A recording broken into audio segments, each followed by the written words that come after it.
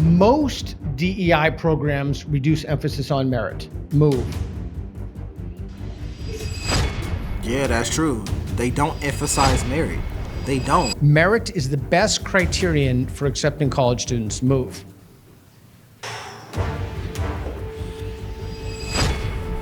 Why do people disagree with this? Why are you disagreeing that merit is an important decision when it comes to a college? Are you ready?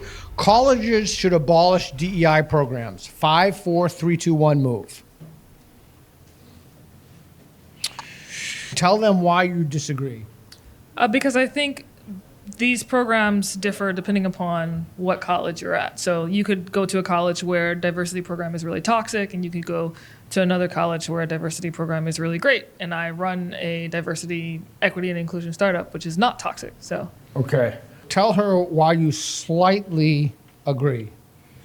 Well, I slightly agree because I think in universities in particular, DEI tends to get embedded in bureaucracies that become toxic. So while I agree that the brand of DEI you do is completely intellectually open, I don't think that's what generally happens in universities. I think it's actually rare. So now they're talking about whether there's a merit versus DEI discussion and whether or not colleges should enforce DEI. And this is basically a game show where they're going to ask more questions regarding merit and DEI. But I'm going to give my opinion on this specific topic. I think you should just get rid of it for the time being. And the reason I say that is because colleges don't do it the correct way. They just don't. They say, yes, DEI helps colleges. There should be diversity, equity, and inclusion, all these things. But my thing is, if you have an admissions process for your college, do not change your admissions process per student based off of factors that they cannot control. I don't agree with that. I really don't.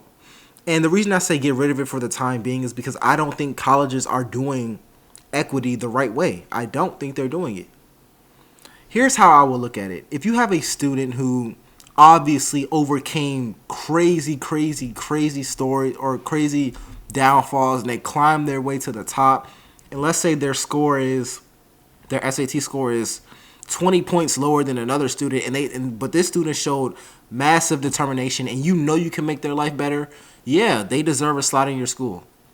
However, colleges don't look at it like that. They look at it like, oh, we have a quota, we're going to pick this quota. And although they won't admit it, that's the truth. So if you're looking at it like that, I don't think it's a fair race for people. If it was done differently, I would respect it more, but I don't think it's done the right way now. So get rid of it for the time being. Maybe later you can do something else that's equity, but now I'm like, nah, I don't see it working. But let's continue. Though it might exist, and I've seen maybe one example of it, but I do believe that that's what happens because it empowers a certain group of people to sort of define DEI for the campus, and that becomes illiberal. And you wrote about that woke anti-Semitism in your book, right? I did. Okay. Do you agree, but do you understand his claim? yes, Do you agree with his claim? to a certain extent. Meaning I agree that there's a lot of bureaucracy that makes it likely that toxic DEI, let's say, will become entrenched in the university.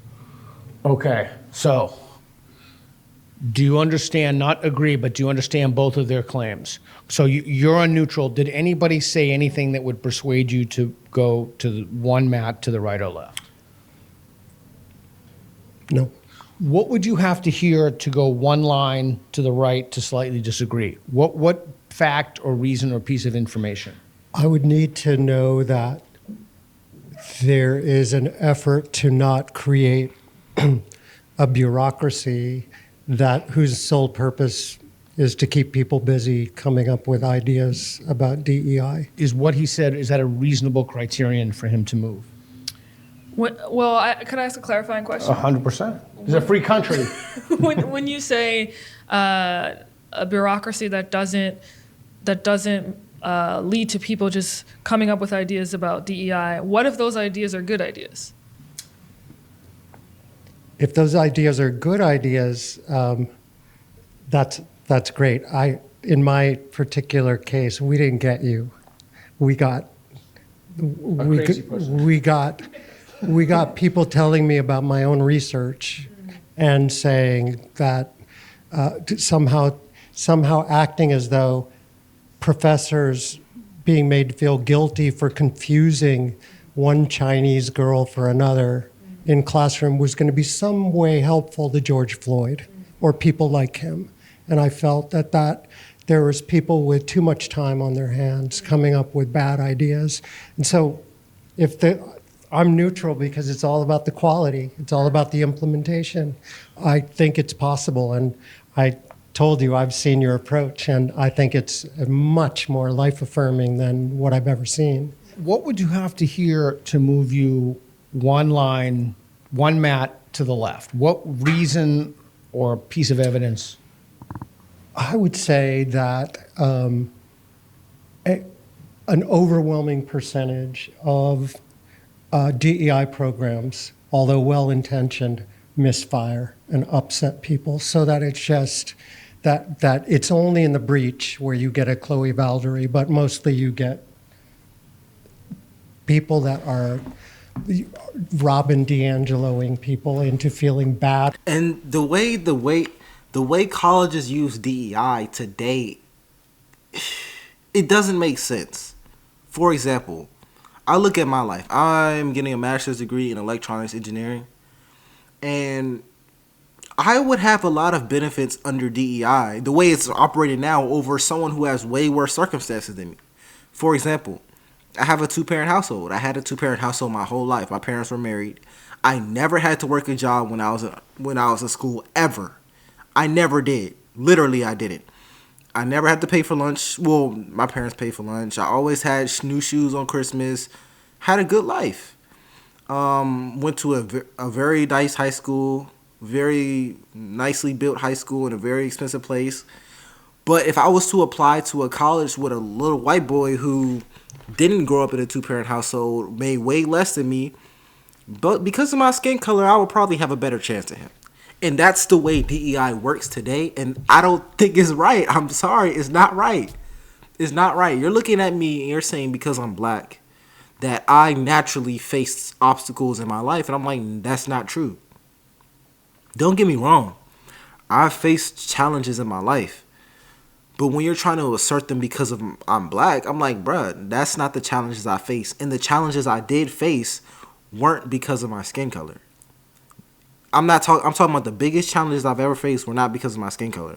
So if you're giving me an advantage over someone just because they're white or Asian or something, any skin color, that is not right to me. That is wrong to me, especially considering I had a very, very good upbringing.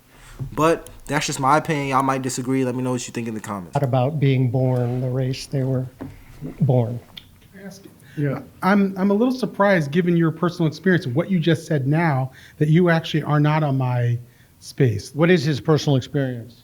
Well, he's gone through a cancellation trauma as a professor. I questioned the scientific merit of putting us through DEI training, implicit bias training, restoring trust training in my department when there was no scientific evidence that we'd be better off for it. So I said, could you show me the evidence that we're going to like each other more after this? And What did they say to you? Did they show you that evidence? no, they said, we don't care. And that's when I felt like I was in church, not in a scientific department. What's your department? It applied psychology. A department should know better. We have great scientists on board, but I felt like they put on a different set of lenses and abandoned their scientific curiosity. So I think his question is quite legitimate. Why, given your experiences and the fact that it's not Chloe Valdary, it's not staff with her, why are you on the neutral? Why are you on that? Why aren't you somewhere over this side? Because I've led diversity trainings and they've been awesome. And I know the power of getting people to connect and to transcend their differences by talking about their experiences rather than their social identities. And when it happens, it is so beautiful that I'm not ready to just even slightly agree with abolishing something with that much potential. Did that persuade you? No, I mean, it doesn't. By the way, it would if Chloe achieved critical mass and we were able to scale her model, and that, there were all of a sudden universities changed. I mean, Ibu Patel, who's a Muslim interfaith guy, was talking about a, chief cooperation officer. You do that, if that's what you mean by DEI, I'm all in. If you're doing, theory of enchantment, I'm all in. But the problem is that DEI has evolved into something very specific, generally speaking, and I don't think it's possible to just sort of extract the bad elements. I think you have to throw away all the bathwater with the baby in order to refill the bath. And unfortunately, especially in universities where I think it just has a predisposition to be toxic. Okay, everybody go back to the neutral, would you, please? We'll do a new claim. All DEI programs reduce emphasis on merit. All DEI programs reduce emphasis on merit. Move.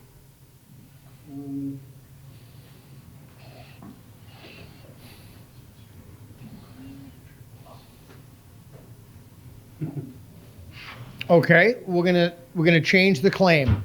Most DEI programs reduce emphasis on merit. Move. Yeah, that's true. They don't emphasize merit. They don't. Because if they emphasize merit, there would be no quota. You would just pick the best students. But that begs the question, why do you need DEI if you're picking... This whole discussion just really confuses me because I'm like, I get it. You want a diverse set of people. Especially if you're at a school, you will want a diverse set of people because, I don't know.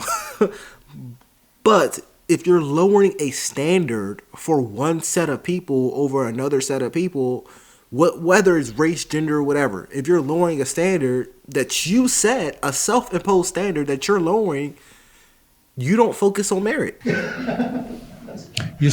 Okay. Many DEI programs reduce emphasis on merit. Move. Okay, you're both. So you think many do, but most don't. Wait, So you think strongly most- agree. I think most. I'm sorry. You'd be where? Okay. I think most make bizarro claims about merit. Okay. Morally unclear claims about merit. Merit is the best criterion for accepting college students. Merit is the best criterion for accepting college students. Move.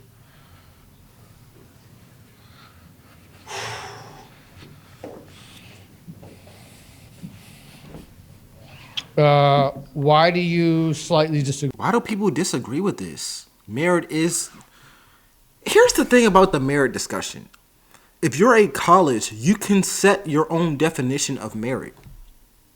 Like, you can literally change the definition of merit based off of what your college needs. You know that, right?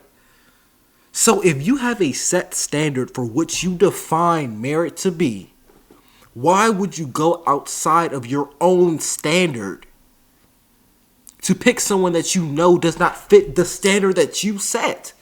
It's like if you're dating somebody and you have a set of standards that you want, why would you intentionally go outside of that standard? I really have a hard time understanding the logic in this conversation. Like, I'm not even trying to be funny. I'm not trying to joke. It's very simple to me. It's very, very simple to me. If you value diversity, you can have that in a standard for your merit. You can literally factor that in to your merit. Not quotas, because that would be kind of racist, but you can factor in a diverse upbringing in your standard. Ivy Leagues do it all the time. They want people who have had diverse studying experiences, diverse set of knowledge. That's what Ivy Leagues do. So why are you disagreeing that merit is an important decision when it comes to a college? Agree.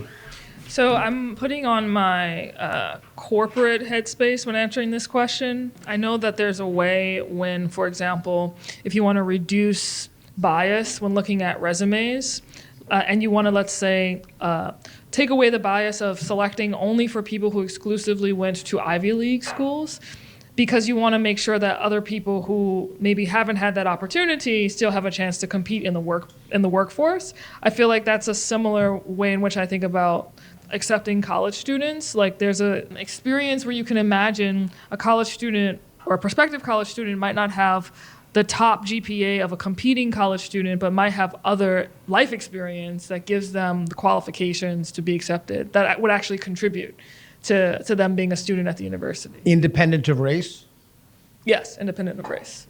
But that's still not merit, right? It's still not, oh, you got the best grades, or, there's still other factors to look at. So maybe I'm just making this up, but like maybe they lived in the back of a garage or something, and they worked their way up and they did well on their SATs, and they said like that should factor a role into. Or maybe they spend a lot of years volunteering, like that matters, and that's not merit. That's not like necessarily as measurable as getting a 4.0 GPA. Got it. Did anything she say persuade you to move to the neutral? I agreed with everything she said. The thing is, I just jumped on a different spot because I think that's merit. In other words, it's not merit as in GPA and test scores, but it is a measure of merit, and I think we should factor that in. So that's actually really interesting. So I had your definition of merit. You had a much broader definition of merit. So that goes to show you a lot of the confusion is often linguistic. It's just it's definitional. It's, I'm on the neutral. yeah, why?